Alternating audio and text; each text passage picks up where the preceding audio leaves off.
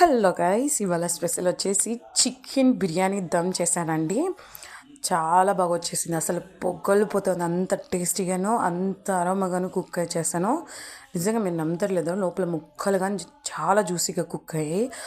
ఆవిరికి వీడియోలో ఏం కానరావట్లేదండి, అంత వేడివేడిగా ఉంది. చాలా జ్యూసీగా వచ్చేసింది. నాకైతే చాలా బాగా నచ్చింది. తర్వాత కర్ణాటక స్పెషల్ రాగి సంగటి ఇంకొక పక్క అవుతుందండి.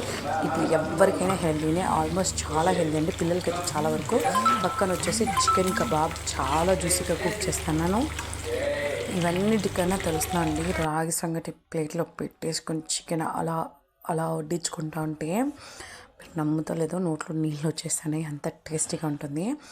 ఎవరైనా కానీ ట్రై చేయండి, చాలా బాగుంటుంది. పక్కన ఆనియన్స్ పెట్టుకొని ఒక్క ముద్ద ఇలా తీసుకొని తింటా ఉంటే అసలు ఇది కదా అండి, అంత టేస్టీగా ఉంటుంది. తర్వాత వచ్చేసి ఎర్రగడ్డ పెట్టుకొని రాయి సంగటి చికెన్ పులుసు అద్దుకొని తింటే చాలా బాగుంది. నాకైతే చాలా బాగా నచ్చిందండి. ఫస్ట్ టైం ఇట్లా పిండి ఎక్కువ వేసి ట్రై చేయడం. లైక్ చేయండి, షేర్ చేయండి. రెసిపీ కావాలంటే కామెంట్ చేయండి.